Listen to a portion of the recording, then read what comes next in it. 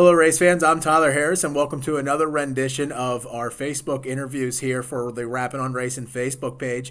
This time we did something a little bit different. We did a Bristol Roundtable with some of the local drivers who made their way down to Bristol Motor Speedway for the Bristol Dirt Nationals that just recently took place in the middle of March. We're just going to go ahead and get right into it, but before we do, we just wanted to, of course, thank our marketing partners that make this all possible here on Rappin on Racin. Of course, that's Alternative Power Sources, Jennerstown Speedway Complex, Pittsburgh's Pennsylvania Motor Speedway, RPS Financial Solutions, Thoma Meat Market, and now three new ones that we just picked up through these past couple of weeks here: Zarin Truck and Automotive, Environmental Air Incorporated, and Night and Day Sealcoating. So fans, let's go ahead and just get right to it. This is the roundtable discussion with 604 late model driver Tony White and Michael Duritsky, as well as hobby stock driver Stephen Shelpman. Hello, everybody. Welcome again to another edition of Facebook interviews here on the Rappin on Racin Facebook page. And this time, you guys see three other people with me. Usually it's just a one-on-one interview, but this time it's going to be a little bit different because of what just took place down in Bristol at the Bristol Dirt Nationals. A few of the guys from our local area decided to take the trip and make a race down there, and I have them with me. They're all regulars. They all were regulars at Pittsburgh's Pennsylvania Motor Speedway last year, so I just figured why not just keep them all together. So I have with me to my left Tony White, bottom left Michael Duritsky Jr., and below me is Stephen Shelpman. Guys, how's it going? Great. Good. So cheering up from the Bristol hangover? Trying. I'm still unpacking, and I'm actually going down tomorrow morning for the NASCAR racing, so it'll feel like I never even left.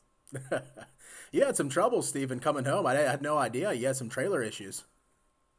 Yeah, about 2 hours out. I had my whole garage in the trailer and decided to 80 miles an hour. Those bearings finally decided to go, and stuck on the side of the road till midnight. So it turned the 7-hour trip from Bristol into about 12 to 14. That's no fun. No fun. What about you other guys? Was everything good on your end down there? I mean, we'll obviously dive into it pretty deep, but anything else that kind of like stuck out to you guys? Hopefully no issues as bad as that. No. Nah, mine wasn't bad. The whole way home, our trailer door kept swinging open, so they kept stopping and closing the door. We ended up duct taping it shut. I almost got a $300 ticket for parking illegally at a truck stop. Oh, jeez. I got out of it, though. Attaboy. You got a cool-looking race car on the back. Maybe you can bribe him a little bit. And I don't think he was having it. Well, hey, all right. Well, let's get into what all took place down there on your guys' end as far as results go. Tony, you said straight up, let's not talk about how bad I suck down there, but unfortunately, we're going to go ahead and get into that on all three of your ends. Just talk about your results for the week. Let's just go ahead and go individually. Tony, let's talk about how your week went as far as results and as far as how things went down there. Oh, bad from the get-go when you pull 162 pill and there's only 140 cars registered. It's not a good sign off the bat, but with the way they were supposed to be doing it with the passing point system and everything, it would have put us in a good spot for Thursday. But, we just went in with the mindset to just try to make it through and have some fun and everything, and got kind of lucky in our heat race. Starting in the very back, I was like, okay, kind of seeing how people were driving in practice and testing and everything, kind of was like, all right, I'm going to hold back a little bit on the start and see what happens, especially being in the very first heat. So, of course, somebody went into the corner and caused a 4 or 5 car pileup, and we were able to stay out of it. And mathematically, we were looking at, they were taking 90 cars out of, I think there was 108 that showed up for us. And so mathematically, I only had to beat 2 cars, and 4 of them wrecked out. So I was kind of like, all right, let me just not having any track time, stay back and just kind of try to learn the track and everything, and not do something stupid and tear my stuff up and ruin the whole rest of the week early on. But we didn't have the same luck in the features. Started dead center. Got pile drove going to turn 1 first lap, then the second lap.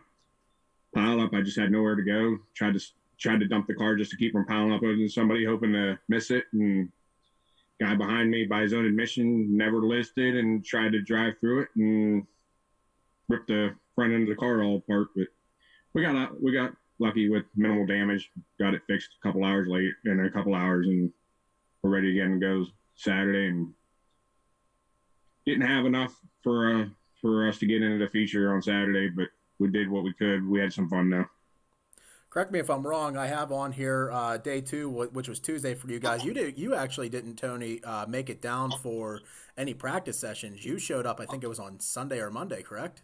Yeah, we showed up Sunday afternoon. We wouldn't have had enough time because there was still stuff that I wanted to change on the car.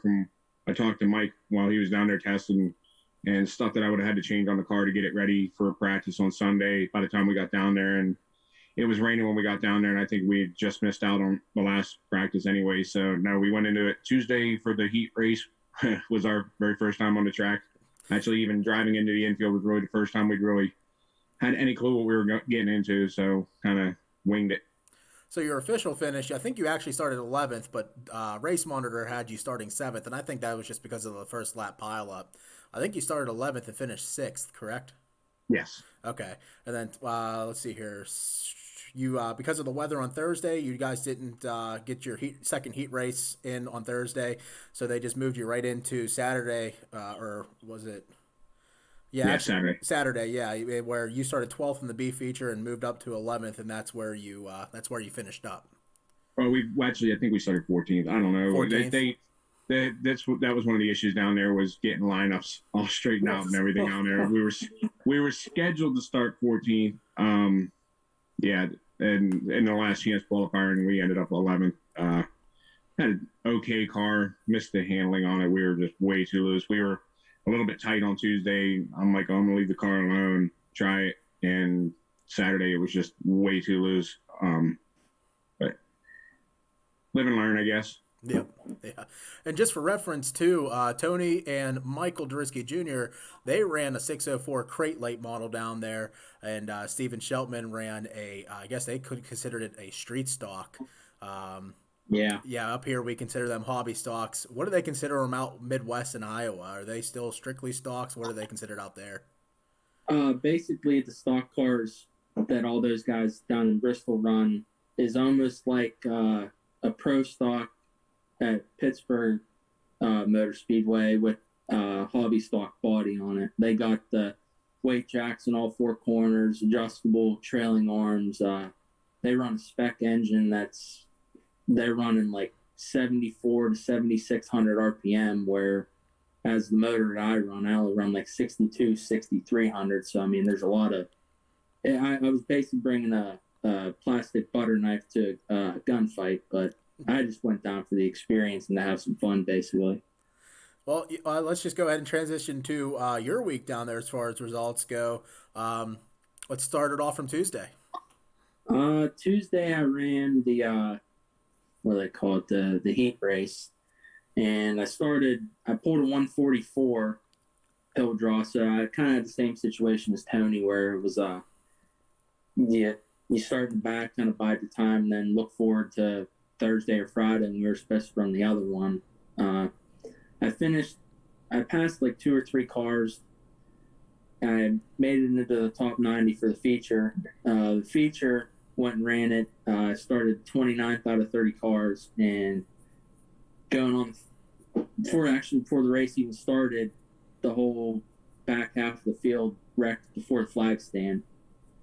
So I had a little bit of crash damage from that, but it wasn't bad enough to where I couldn't keep racing. So I kept running, and then I got a flat tire 10 laps into it. And at that point I figured, I'm already a lap down, 2 laps down or whatever. It's no point of going out there to tear the car up. And I was looking forward to running on Thursday or Friday to try and get enough points to get into the big show, but we never really got that chance with the rain. Stock cars, they took the top 24 after the first night of racing. So kind of one of those things where pill draw, bad luck in the rain kind of took away a little bit of the experience. But overall, it was fun to just go down there and make laps, and went down there and realized what those guys run equipment-wise and motor-wise and all that. So next time they do something like that, more or less to be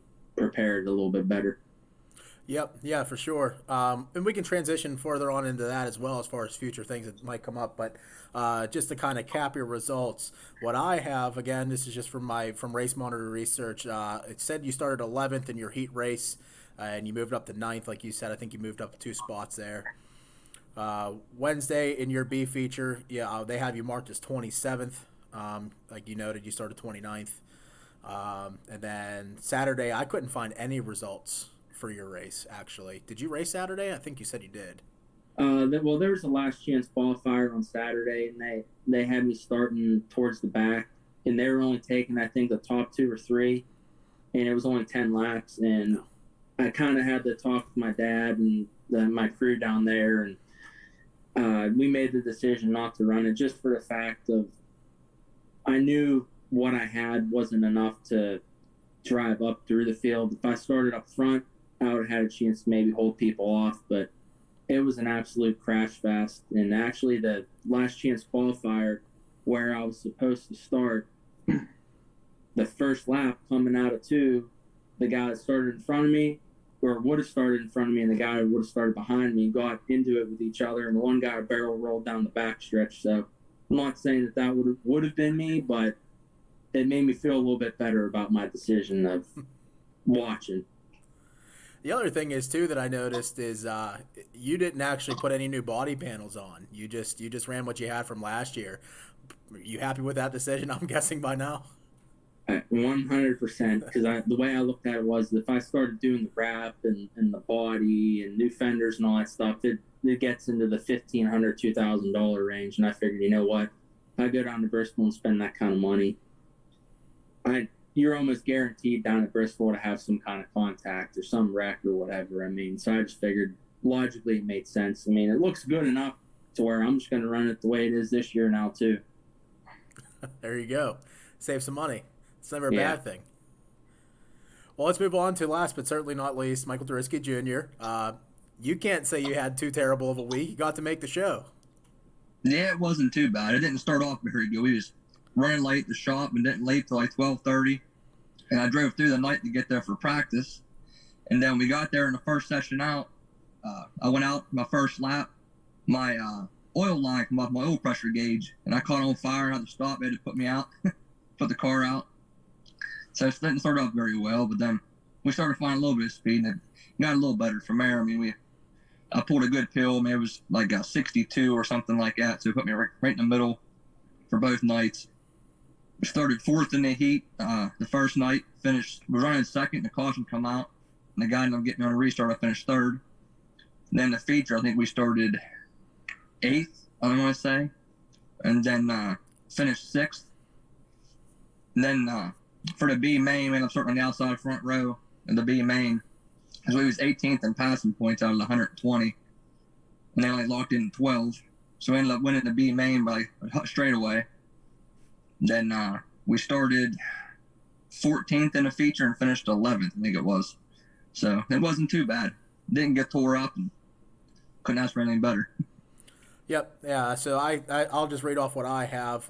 Like I said, Tuesday, or like you said, Tuesday, I had you starting 3rd and finishing 3rd. I don't know how accurate that is. I'm finding out Race Monitor is not too reliable there, but results aren't official. Right at the bottom in the yellow there. I'll believe that now. Yeah. Wednesday, I actually had you starting 5th, and then you finished 6th. So you said you started 8th and finished 6th. And then, the feature, you said you started 14th. Race Monitor had you at 12th, but finishing 11th overall. And you were having a nice little battle, it seemed like, for that 11th position. You and the guy who finished 12th were going at it pretty good there for a while. Oh, yeah, he kept sticking his nose under me. I just hold to the floor on top and say, I hope it sticks.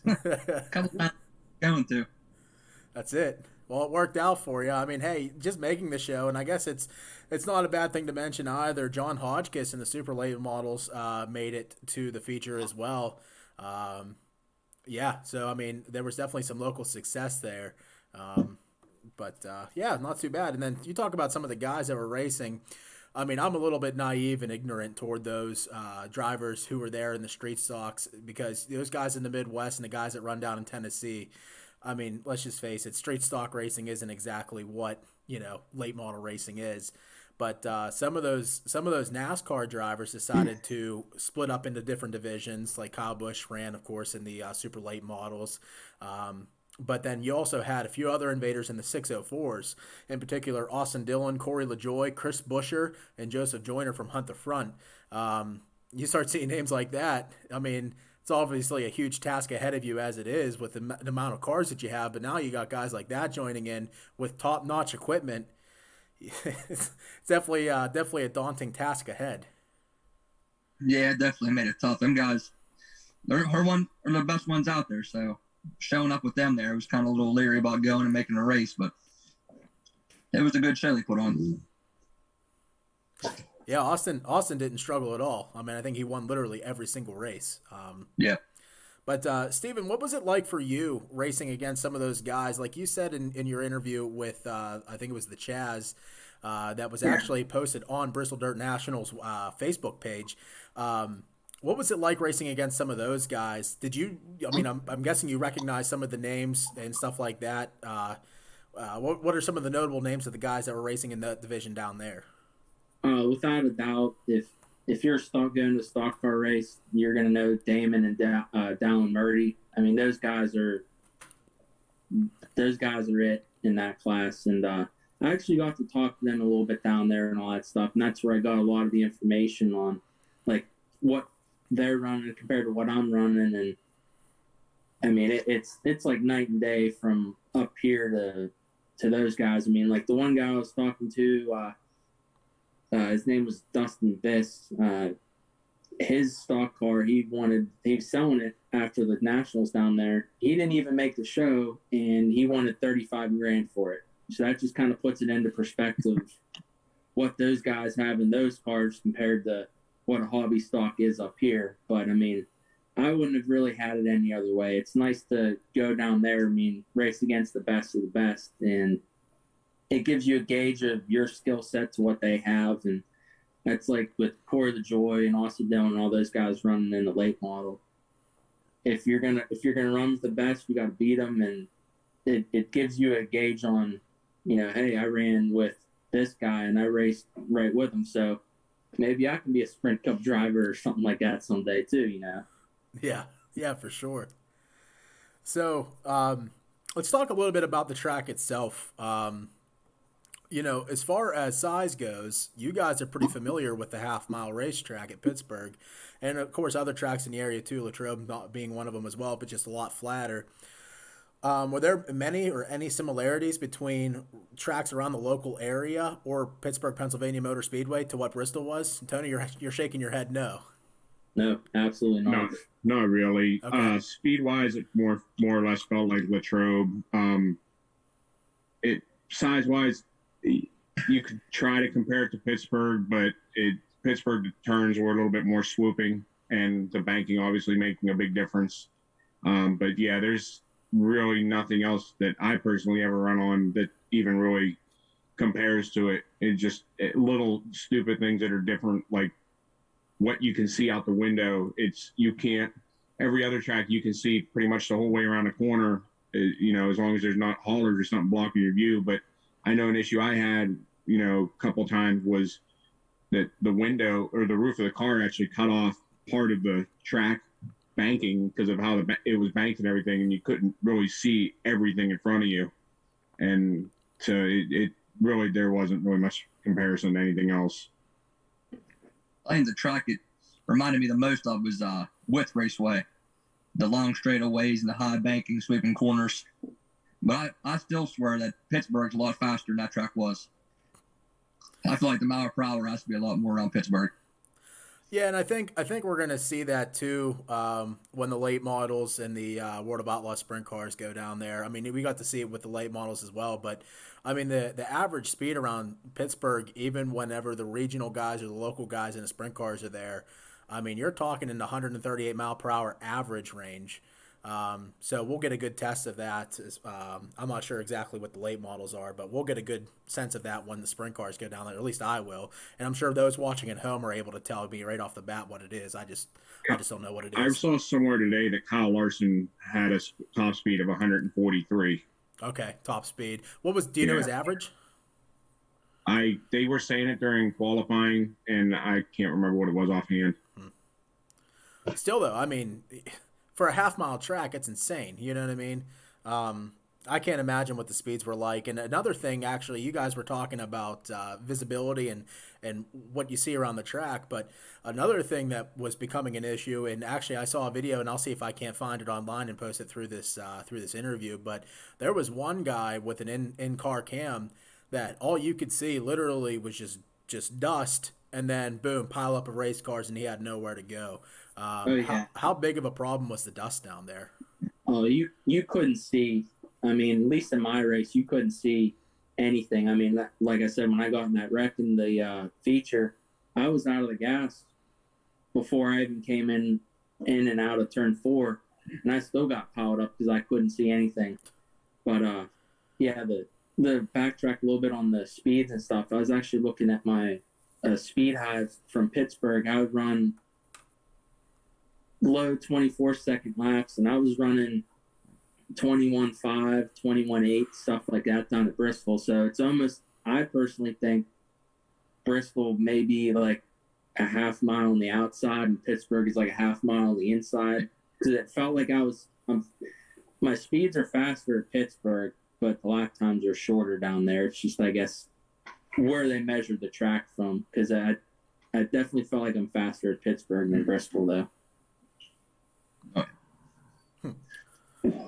So let's also move on to the hype of what Bristol was and still is, honestly, with the NASCAR race still coming up and still 2 World of Outlaw races coming up, big block modified dirt races coming up as well.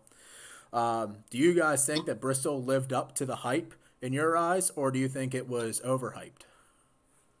I think it lived up. I mean, I can't speak for Tony or Mike, but the first time you're in your car and you're pulling up to the gate where they pull in and your car's going down the track, I mean, the butterflies and what, like, the atmosphere, you could just tell it was something I've never experienced before. Definitely. Yeah, I agree. Saturday when we went down into the infield for the B mains and the feet, and you see all the lights and all the people up in the stands. I mean, it was pretty cool. It's a different experience being down there. Yeah, it's definitely insane. It definitely lived up to the hype. Just like Steve said, driving on the track, and that first time you roll out into there and you pull down into that infield and you just look around and realize where you're at, and the opportunity to be able to do that, and just looking up and you're just in a big bowl, just surrounded by people and cars and everything else. It's insane. So as far as equipment, and Stephen, you kind of touched on it already, and I kind of missed this earlier, but we'll kind of wrap back to it. As far as equipment goes, did you guys feel that you were over-prepared for the weekend or under-prepared? Stephen, the reason why I mentioned you is because you said that you pretty much had your entire shop down with you at the track. Tony, Michael, I don't know about you guys. Did you guys feel that you were over-prepared, under-prepared? Could you guys have done more on that end as far as equipment and stuff like that to be more prepared, or did you guys feel that you were right where you needed to be? I feel like I was right where I needed to be. That was a brand new car. That was the first time out in it. I mean, we had a whole complete spare body in the trailer in case we needed it, spare motor, transmission, everything. And I mean, all this stuff was pretty much top-notch stuff we had in our car. So we had a car to win it. It was just all in the setup and driver. Tony? Yeah, I think we were good. I pretty much in the same situation with Steve. I took pretty much everything I had with me. Figured better to be over prepared than under prepared, and fortunately, I'm happy having to bring everything back with me than need to use it down there and throw stuff in the scrap pile like everybody else was doing. So we only had 2 pieces on the car that we had to take off and throw away. So I'm fine with that. Yeah. Go ahead, Stephen. No, I brought my car home in one piece. I could go race Pittsburgh tomorrow with it, minus changing the carburetor, so you got to run a Holly, but that's nothing. But bringing the car home in one piece was my main goal going down there, and I brought everything I had with me, and like Tony said, glad I didn't have to use it. Rather have it and not have to use it. Yeah, I mean, go ahead, Mike. That's better than most of the guys that were down there because most of them come back in pieces. Yeah, they needed to use sawzalls to get their cars in the trailer. It was bad. Cars wrecking everywhere. Some of those videos of like obviously you see the videos of the wrecks and everything like that, but I can remember seeing one modified and you couldn't even tell what it was, but they were bringing it out on two hookers and they couldn't even get it off the racetrack because of the rain and everything. It was just a mess. But some of the after photos of those cars are just unbelievable. I mean, there's no doubt about it that the speeds weren't anything to mess with down there, and it's a good thing that they put all the safety precautions in place for all the drivers and making it mandatory to do what they had to do because, man, I feel like if you'd have slacked and you were at the wrong place at the wrong time, it could have been much worse than what it was. Oh yeah, there was no little wrecks there. I mean, if anybody just barely spun out and just barely tagged the wall, it bent the frame and everything, and it was just ridiculous. Or tagged a dirtle. Yeah, oh, man, them dirtles are horrible. Did you guys hit any, or were you guys lucky? Oh yeah. And they would launch the whole side of the car up in the air. I watched one late model hit it in a qualifying session, and he just took off and went for a wild ride, and I just can't imagine. My first thought was, what happens if a sprint car hits that thing? But I did read that someone's taking them out, and they're not going to have them there for the sprint cars. Thank goodness, because if a sprint car were to hit that, I don't want to even talk about what would happen. I mean, I blame the modifieds for the dirtles. They were the ones in practice that were trying to ride the apron and couldn't make it and were getting all out of shape. I'm going to blame them for it. Yeah, I heard it on the receiver. He was yelling at him. He's like, if I have one more car run the bottom, I'm going to put these dirtles in and all this stuff. And then they kept running the bottom, and I listened to the receiver still, and he's like, well, congratulations, guys. We're going to have dirtles tomorrow since you don't know where to run on the racetrack. I can't say much because when I was there practicing, I was thinking my the apron meets the bank, and it was like a permanent cushion that never went away. So I kept backing it in there and holding it wide open. Attaboy. Mike's the reason why there's girdles, not just the modifieds. Late models were making it stick. Other divisions were making it stick. It just seemed like the modifieds couldn't seem to get it together enough to make them stay down there and not launch up the track or spin out. So what was some of the any of the experiences that you guys saw down there? Were there any funny stories that you guys can share? Of course, PG friendly. Of course, I don't know how wild it got down there, and maybe I don't want to know how wild it got down there. But and not only just funny stories, but maybe some experiences. Like Tony, I think for example, I saw a picture of you talking with some of the NASCAR guys because I think you started next to one in a heat race. So share with me some of the stories that you guys have from down there. It was kind of comical. I started next to Cole Custer. So him and I were talking for a little bit, and Cordo Joy walked up, and it was funny listening to the two of them talk. They were discussing tear-offs, and it's like simple things like that you don't really think of. And they were both discussing like, well, I don't know how to use a tear-off. They were like, I don't know which side to put it on or anything. And so it was like, then they realized that they didn't even put them on their helmet right. They didn't fold them over or anything. I personally only used one tear off the whole weekend, so I guess that was probably not that big of a deal for them. But yeah, I was talking to Cole and was trying to get a better feel for what his background was with dirt racing. He said he hasn't run any dirt except for he ran Legends cars when he was a little kid. I'm like, oh, so you don't have any dirt experience then, really? And yeah, kind of just was talking to him. He was asking some questions about it and everything, and I was like, looking at the start because he was starting right beside me dead last in the heat race. I'm like, somebody's going to go in here in first turn and try to be a hero. I said, I'm going to hold back. I'd recommend doing the same thing. You only got to beat two cars. And he didn't listen and he piled into the wreck. Yeah, I saw that. Yeah, that's right. As soon as you mentioned it was Cole Custer, I was like, oh yeah. But yeah, I remember seeing that. That's for sure. Mike, anything from you? Yeah, I mean, that one day I was working on a car all morning. I lost track of time. Go through tech, and I went to get through tech with my hood and stuff off. I was lined up going on the track. I said, what the heck's going on? So I ended up taking my car on the track with no hood on it. And then I didn't know where I was starting. I had to figure out where I was starting.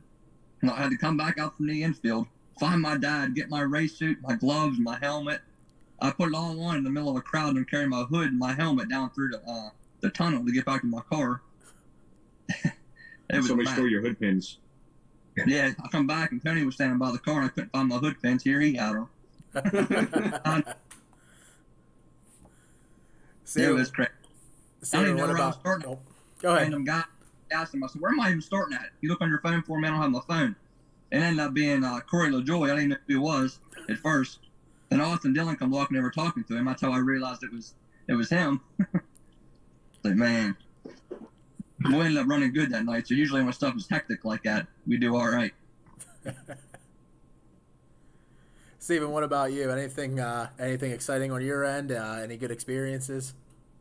Oh, the guys I parked next to were pretty cool, and it was like we had our good generator back at the camper and all that stuff, so we had one of them old, loud, Harbor Freight ones. As soon as we pull in, this guy next to me, he's got a stacker, he's got 4 modifieds in there, he's got all these people working on his cars and all that, and he looks at me. I mean, I'll keep PG friendly, but he was just looked at the generator, and he's like, no, you ain't turning that thing on. He goes, grab your extension cord and plug into the trailer. He goes, I don't want to listen to that thing all weekend. So it was kind of like, I felt like a little fish in a big pond out there. I was parked around a bunch of toter homes and late models and modifieds and all this stuff, and I just got a little enclosed trailer with a stock car in there. And it's kind of funny, but it's kind of cool the people you meet down there. It's like you never met someone before, but after talking to him for 15 minutes, it's like you know people for forever down there. It's just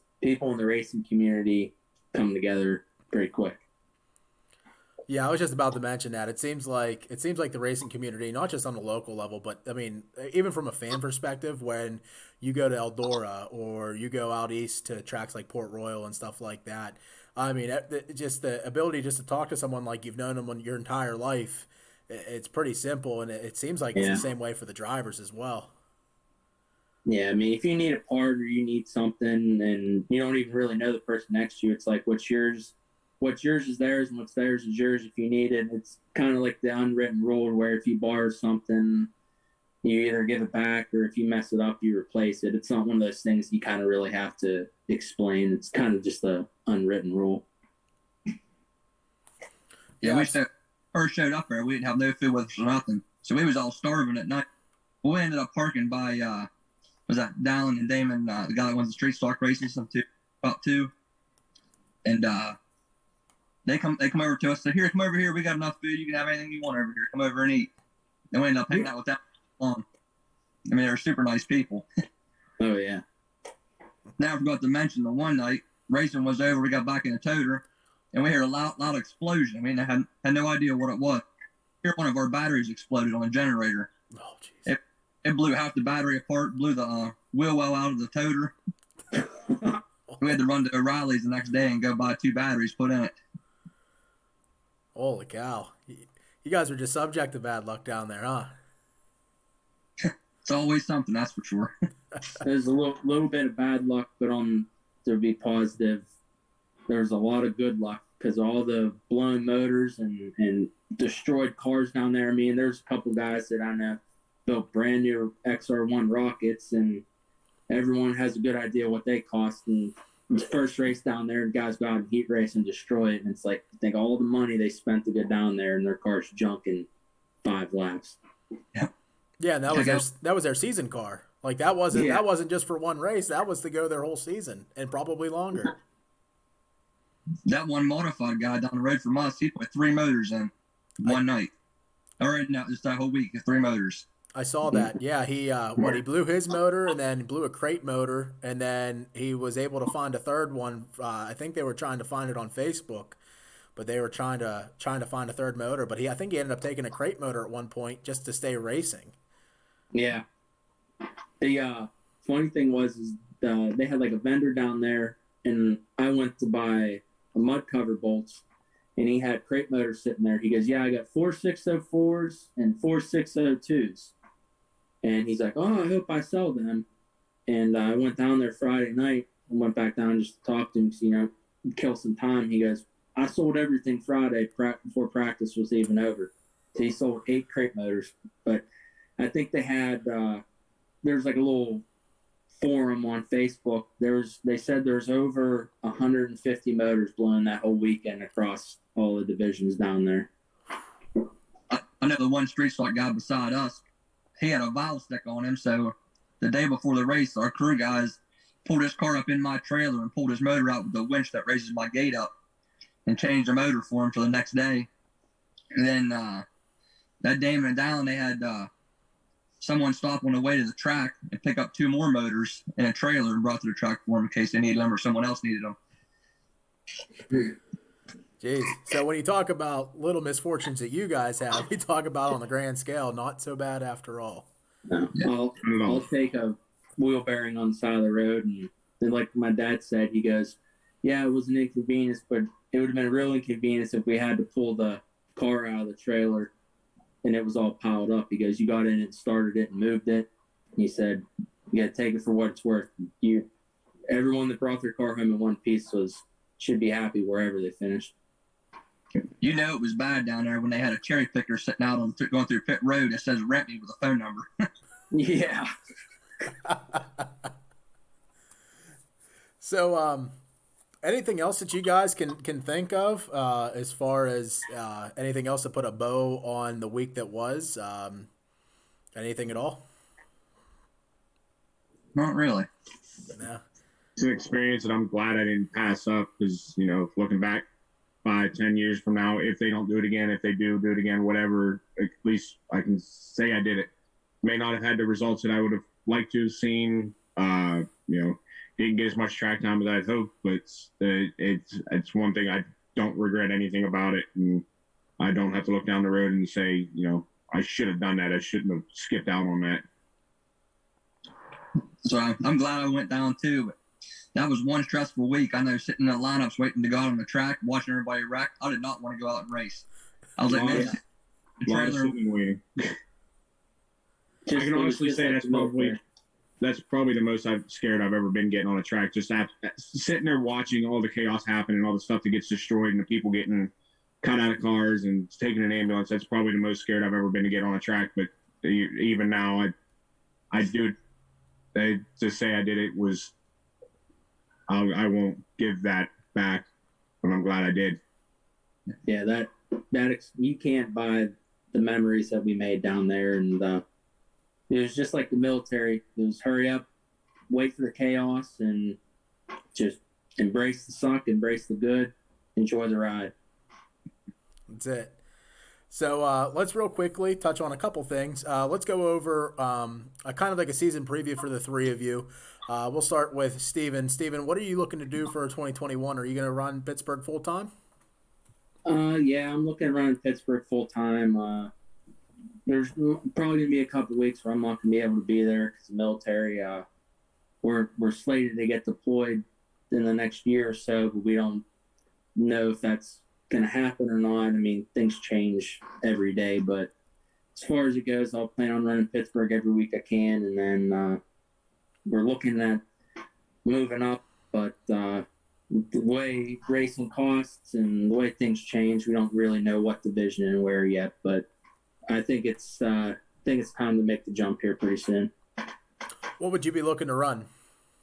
To be honest, a lot of people are telling me to go the late model route because it's a lot more spec oriented than the pro stocks. I mean, pro stocks, it's a fun class, but guys that run up front in that tell me straight up to my face, they go, we got more money in this pro stock than guys do in a crate late.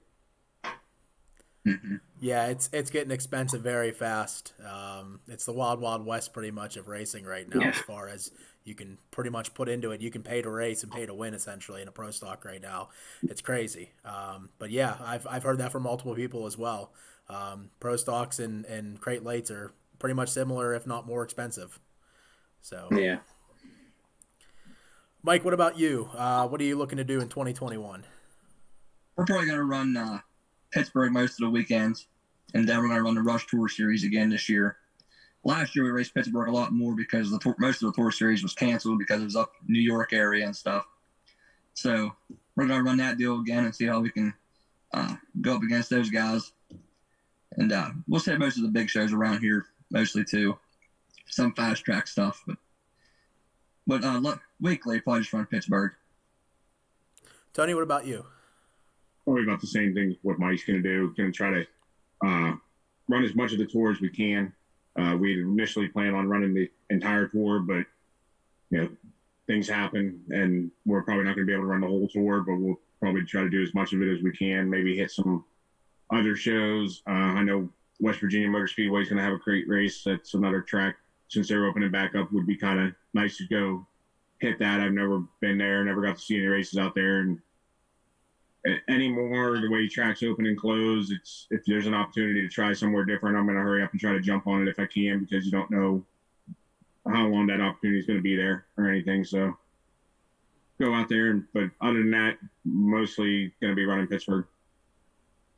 Yeah, I mean, you look at Mansfield, where the Dirt Million happened. That was 2 years, and that was it. It was closed back up, and West Virginia, a big 5/8 track. That should be pretty entertaining. I think running at Pittsburgh as frequently as you guys do might give you a little bit of an advantage, just because you're kind of used to that speed. I'm guessing the speed really wasn't too much of a big difference for you three. You guys are pretty much used to it, having Latrobe and Pittsburgh in the local area to run at. No, yeah, it makes us used to it. But like the one guy down there said, he goes, a lot of the reason why there's more wrecks and stuff is a lot of the guys that came to Bristol are all used to like quarter mile and small tracks like that, so they're not used to the reaction time when you're going that fast to get ready to go into the corner and stuff like that. But for me, Mike, and Tony, we're kind of used to it, so it made the learning curve pretty quick for us down there. Yeah, I think that was definitely the biggest thing for them guys down there, is they come in a corner and just bend the car sideways and try to turn. It just don't work that way. Yeah. I know the way the banking and stuff was, you barely touch the wheel and it's just jerking you all over the place. So I can imagine what it was like for those guys getting used to it. So let's go ahead and try to throw a bow on this real quick. Let's highlight your sponsors and your crew, because without them, your trip to Bristol may not have been possible, and your 2021 season, of course, may not be possible. So, Mike, we'll go ahead and start with you. People that you'd like to thank, and some sponsors that you'd like to thank as well. Yeah, my crew, my mom, my dad, Randy, Mark Peck, Ron that went with us, all my sponsors, Mike's Auto Repair, Napa Auto Parts, Valvoline, Russ King Racing, Gary's Auto Sales, Route 21 Jackpot. Man, I'm drawing a blank here. I can't think of them all. Cletus Motorsports, can't forget him. He'll give me a heck from saying his name. See who else is on there. Kelly Construction, Tex Auto, Rocket Chassis, True Form Wheel Covers, Powers Performance Starters, Ingram Engines, Economy Furnace, Economy Electric. And I think that's pretty much it. Of course, last but certainly not least, the woman on the inside of your cockpit there. Yeah, Jenna, without her, I mean, she's a big support to me, so without her, I don't know if I'd be doing it. That's one thing I saw too. I think you were FaceTiming her before you went out on the racetrack, and you showed the sticker you have on the inside of your car there with her name and a heart and everything like that. So even though she wasn't, I don't think she was down there with you, correct? But she was there in spirit. Yeah, she's there in spirit. She stayed home with her dad, who was sick, so I'm glad she stayed home with him. And I know she wanted to be there, but I understand why she couldn't. Tony, how about you? Sponsors and people that you'd like to thank. First off, I got to thank my wife, Mia. A lot of people around know the issues she's been dealing with, and she's still pushing me. I was pretty much ready to give up on us going down because didn't think I was going to be able to pull everything together to make it. But she pushed for it. Very thankful for that, because most racers know that your other half doesn't support you, you're going to have a rough ride of it. And she pushes me into it and makes me do it more than I want to do sometimes. And so she's definitely the first one I got to thank. Her dad, Terry, for helping me out, letting me borrow his garage over the winter. He helps out on the car too. My parents watched the kids for me while we were gone. And all the family and friends for all the support. Our sponsors, Tootsie's Diner, Sheffield Lanes, Ricky D's Pizza, the Fallout Shelter, Cobra Start, King's Jewelry, That Stereo Shop, Tri-State Valve, Cummins and Perry, Ashby Manufacturing, Acceler Racewear. I think I got them all. There you go. And then Stephen, last but not least, people you'd like to thank, and of course your sponsors. I got to thank my dad first for letting me use his business shop to get the car ready. For him going down and helping me. Adam Kostelnik, AJ Poljak. As far as sponsors go, Cheplick Packing, Stan's Transmission, Bob Bentz, Macel's Auto Body, AK Chassis, Braun Ability, Wedgeco Welding, Keith Hurley, Hurley Builders, Precise, Cornwall Tools, Jefferson Hills Lawn Equipment.